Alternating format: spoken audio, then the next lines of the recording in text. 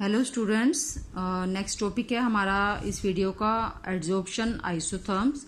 जैसा कि आपको पता है कि हम सरफेस केमिस्ट्री चैप्टर कर रहे हैं और ये टाइप्स ऑफ एड्जॉर्प्शन के बाद हमारा नेक्स्ट टॉपिक है एड्जॉर्प्शन आइसोथर्म्स।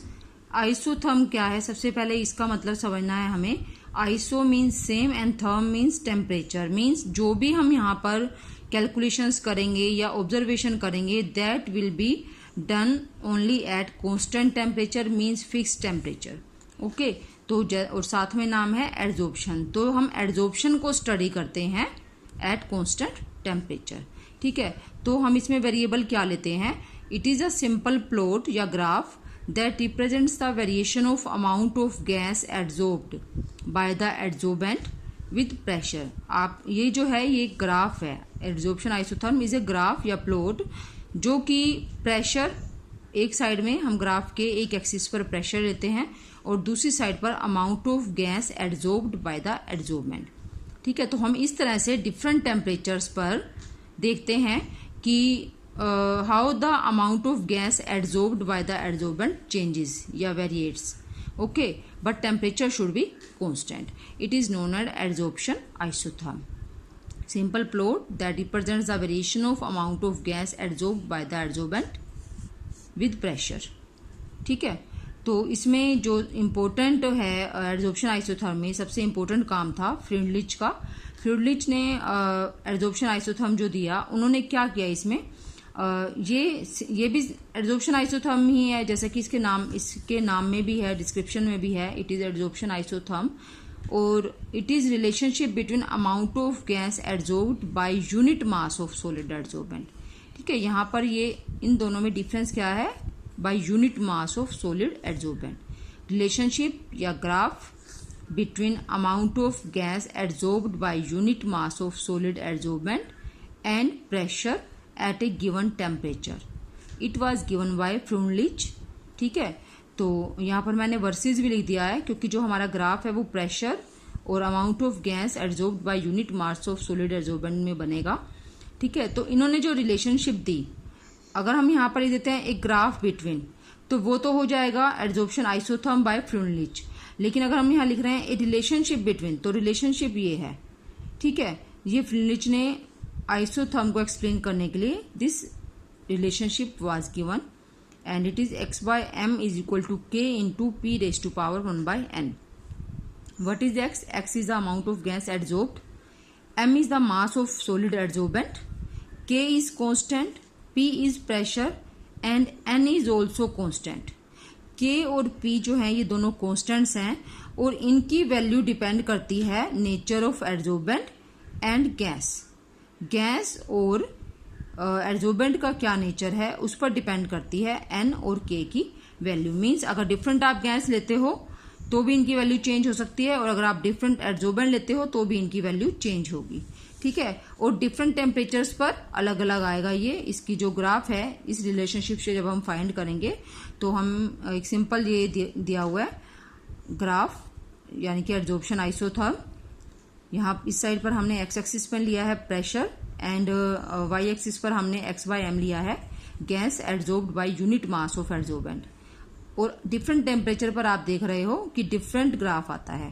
273 पर केल्विन पर ये ग्राफ है, 244 पर ये ग्राफ है और 195 पर ये ग्राफ है।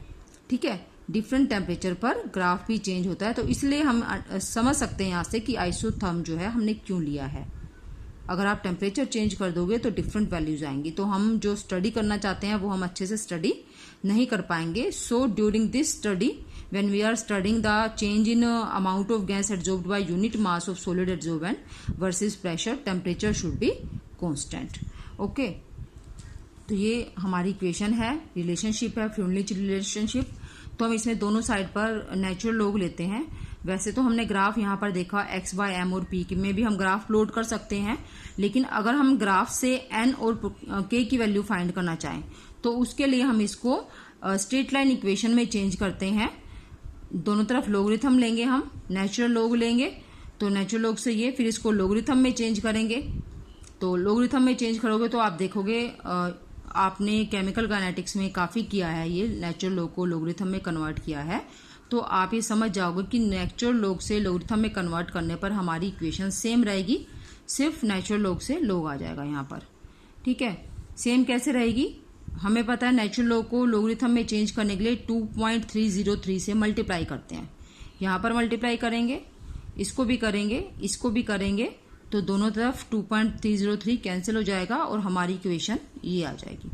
ठीक है, तो अब ये एक स्ट्रेट लाइन इक्वेशन है, y is equal to mx plus c।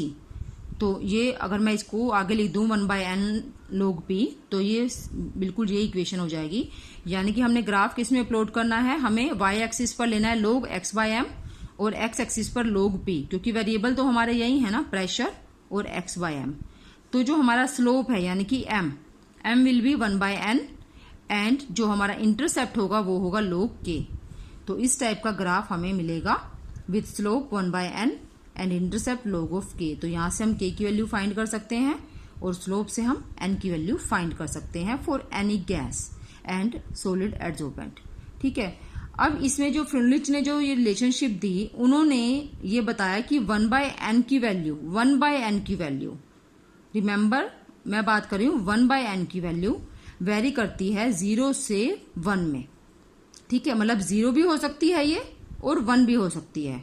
अगर ये 0 है, 1/n की वैल्यू 0 हो जाती है, आप देखो तो ये तो जो टर्म है ये तो पूरी एलिमिनेट हो गई। अगर 1/n इज 0 तो ये पूरा हट गया, means log x/m is equal to log of k। इससे आप दूसरी चीज क्या हमें पता चलती है कि amount of gas adsorbed by unit mass of adsorbent does not depend on at all on the temperature. क्योंकि ये टर्म एलिमिनेट हो गई तो ये प्रेशर पर डिपेंड ही नहीं करता है। ठीक है, और हम इसको यहां पर भी देख सकते हैं, अगर ये 1/n 0 हो गया तो x/m will be equal to k, means amount of gas adsorbed does not depend on the pressure. तो this will be a straight line graph, इस टाइप का ग्राफ होगा ये। ठीक है, जिससे कि log p कितना भी हो, जो ग्राफ है जो log x/m की वैल्यू है वो सेम रहेगी।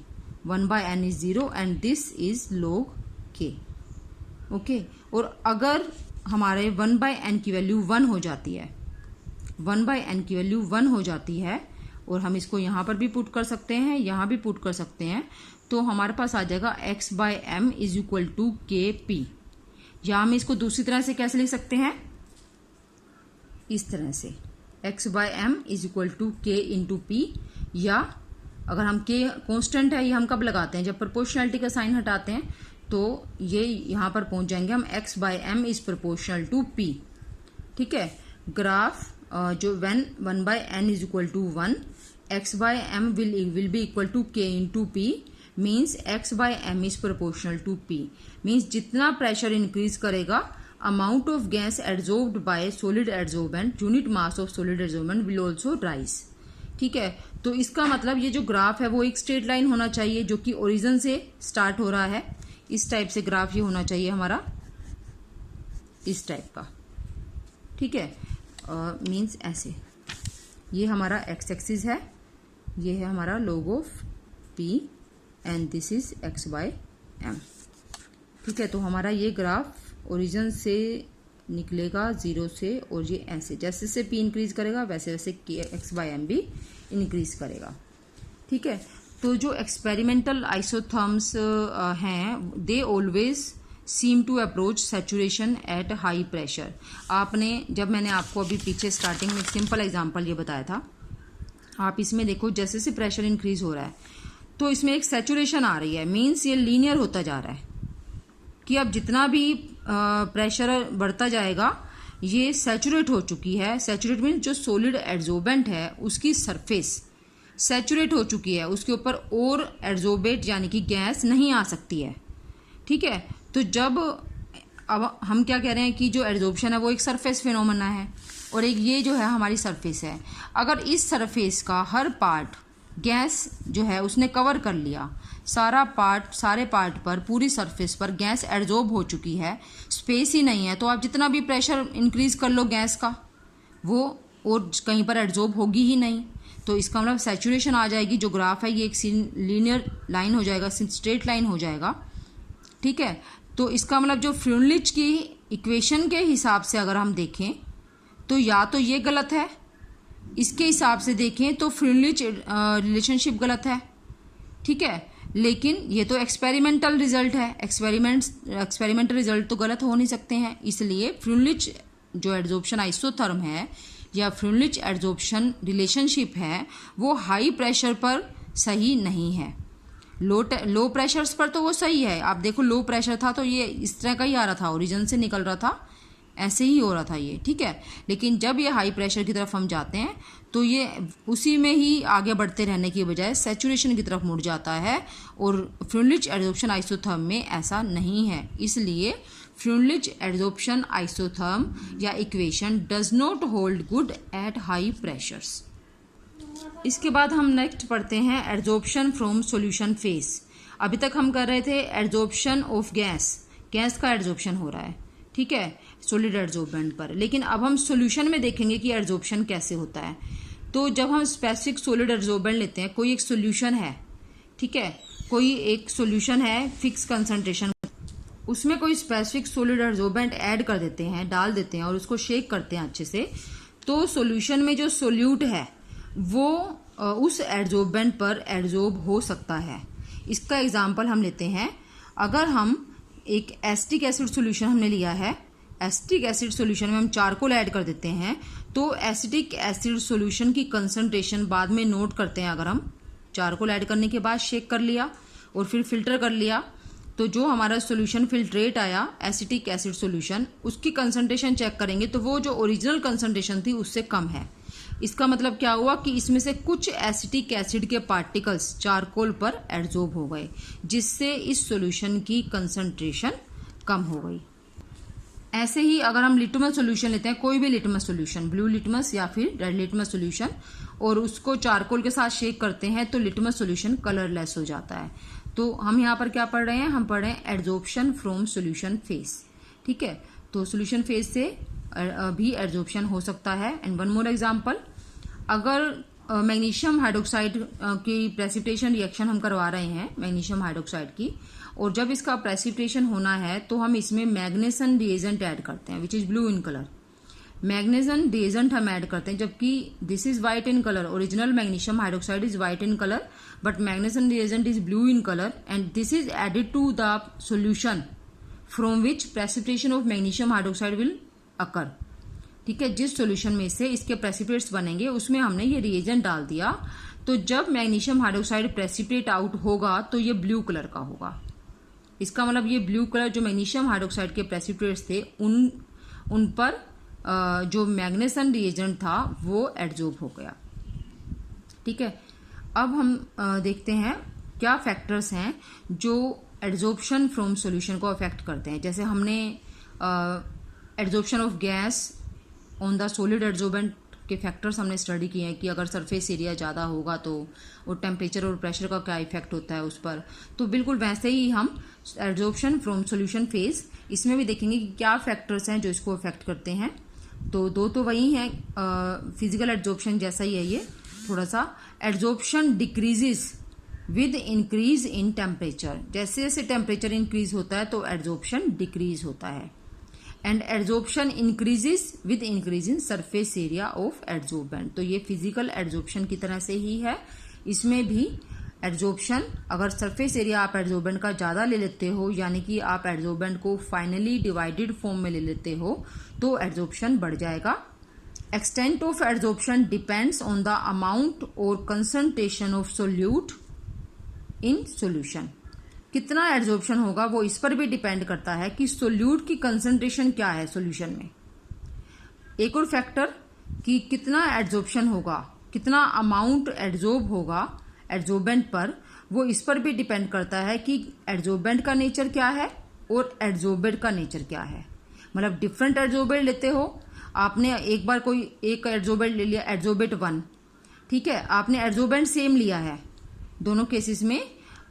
एक बीकर में आपने ले लिया एडजॉर्बेट 1 एक सॉल्यूशन, और दूसरे में आपने दूसरा सॉल्यूशन ले लिया किसी दूसरे सब्सटेंस का, और उसमें same amount of same adsorbent आपने ऐड किया, तो आप देखोगे कि दोनों में जो एडजॉर्प्शन हुआ उसका एक्सटेंट डिफरेंट था, ठीक है।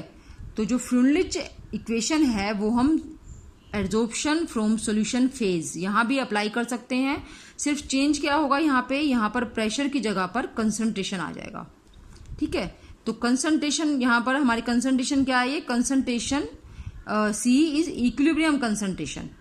इक्विलिब्रियम कंसंट्रेशन आपने स्टार्टिंग में पढ़ा था, एड्जॉर्प्शन जो है वो भी इक्विलिब्रियम स्टेज में पहुंच जाता है धीरे धीरे। इक्विलिब्रियम कंसंट्रेशन क्या है, concentration of solute when adsorption is complete, यानी कि ये this has reached equilibrium state. बिल्कुल वैसे ही इसके लिए भी हम इस इक्वेशन की लॉगरिथमिक फॉर्म लेते हैं, तो ये हमारे पास आ जाएगी सेम उस तरह की है, सिर्फ यहाँ पर प्रेशर की जगह कंसंट्रेशन है। और जब हम ग्राफ प्लॉट करते हैं between log x by m and log of c, the slope will be 1 by n and intercept will be log of k। बिल्कुल सिमिलर टाइप का है। एंड यूजिंग दिस इक्वेशन, इस इक्वेशन को use करके हम फ्रूनलिच isotherm की validity जो है वो कंफर्म कर सकते हैं। हमने एक सॉल्यूशन लिया जैसे C1 कंसंट्रेशन का, हमें कंसंट्रेशन उस सॉल्यूशन की पता है, उसमें हम एड्जॉर्बेट डाल देते हैं। ठीक है, फिक्स अमाउंट ऑफ एड्जॉर्बेट, और फिर हम उसके साथ उसको शेक करते हैं। शेक करने के बाद हम फिल्टर कर देते हैं। जो हमारे पास फिल्ट्रेट आता है, फिल्ट्रेट क्या है, फिल्ट्रेट वही सॉल्यूशन है हमारा जिसमें से कि एड्जॉर्प्शन होना था एड्जॉर्बेंट पर। अब उस फिल्ट्रेट में हम कंसंट्रेशन चेक करते हैं, तो मान लो वो है C2। तो कंसंट्रेशन चेक करके यहाँ पर कंसंट्रेशन चेंज होगी, मतलब क्या चेंज हुआ है, अमाउंट ऑफ सोल्यूट। तो अगर कंसंट्रेशन चेंज हो गई तो आप इन दोनों का डिफरेंस निकालकर आप पता कर सकते हो what is the value of x। m आपको पता ही है, टोटल मास ऑफ एड्जॉर्बेंट, क्योंकि मैंने आपको बताया कि नॉन अमाउंट ऑफ एड्जॉर्बेंट हम लेंगे। ठीक है, तो m आपको पता है, x की वैल्यू हम यहाँ से फाइंड कर सकते हैं। ठीक है, इस तरह से आप फ्रूनलिच एड्जॉर्प्शन आइसोथर्म की validity for adsorption from solution phase check कर सकते हो। Okay, thank you.